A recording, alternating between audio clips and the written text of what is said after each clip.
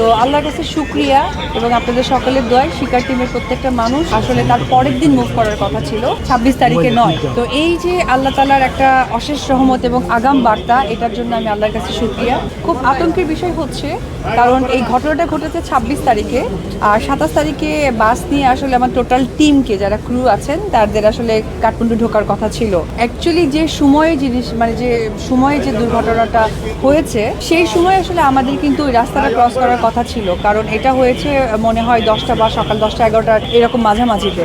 এবং আমি যতটুকু শুনেছি অনেক বাংলাদেশি পর্যটক সহকারে 27টি দেশের পর্যটক সে জায়গায় ছিলেন। তো এটা আসলে খুবই দুঃখের এবং খুবই কষ্টে, যেটা আসলে ভাষায় প্রকাশ করার মতো নয়, কারণ হয়তোবা তারা আমার আপনজন নয় কিন্তু তারা আমার আপন এবং আপনাদেরও আপন। তো সুতরাং বলবো যে মাত্র নেপাল থেকে আসলাম, আমি যেখানে ছিলাম পোখরাতে সেখান থেকে প্রায় দুই তিন ঘন্টা দূরত্বে আসলে এই ঘটনাটা ঘটেছে খুব আকস্মিকভাবে।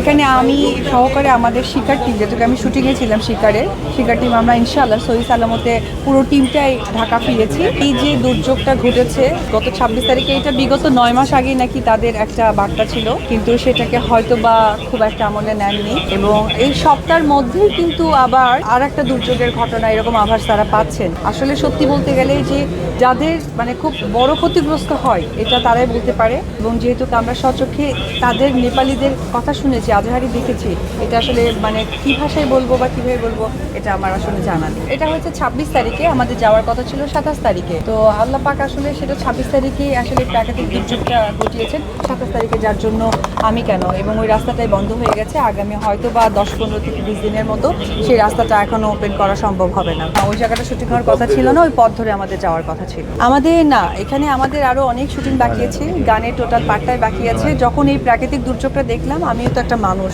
এবং যাদেরকে আমি চিনি না তারাও তো মানুষ। তো আমি তখন আমার টোটাল টিমের সাথে আলোচনা করলাম। আমি আসলে আলোচনা করে যে ডিসিশনটা নিলাম সেটি হচ্ছে যে আমাদের শুটিং শিডিউল আমরা নেক্সট টাইম করবো, কারণ এটা অমানবিক দেখায়। যখন আমরা 26 তারিখে জানতে পেরেছি যে এরকম একটা প্রাকৃতিক দুর্যোগ হয়েছে, তখনই আমি তাদেরকে টোটাল টিমকে বলেছি যে যদি তোমরা আমার কথায় কষ্ট না পাও বা তোমাদের খুব বেশি ক্ষতি না হয়, আমরা শুটিং টাইমটা পোস্টপোন করি, কারণ এটা একটা খুব মানবিক দেখায়। সেই জায়গায় এসে একটা গানের শুটিং করা, তাই আমরা টোটাল টিমই ঢাকা ব্যাক করেছি এবং আমরা পরবর্তী শিডিউল তৈরি করব। নেপালেই হবে, কারণ লোকেশনটা যেহেতু নেপালে, সো নেপালেই হবে। আমাদের থেকে প্রায় 2-3 ঘন্টার দূরত্বে আমরা যাইনি, কিন্তু বিষয় অনেকটা প্রায় 1 ঘন্টার রাস্তা এই পর্যন্ত আমাদের না মানে কোনো মানুষকেই যাতায়াত করতে দিন, ওটা খুব সিকিউরিটি প্লেস করে রেখেছে। কারণ ওনারা যতটুকু বলছিলেন যে এই পানিটা নাকি বিহার হয়ে খুবভাবে মানে ভারতের দিকে এগোচ্ছে। সব কিছু মিলেই আসলে যারা পর্যটকরা ছিলেন তাদেরকে সতর্ক জারি করেছে, যারা যে যে দেশের তারা সেই দেশে ব্যাক করে যাক, সহি সালামতে ব্যাক করে যাক, এই ধরনেরও কিছু আসলে নোটিশ দেওয়া।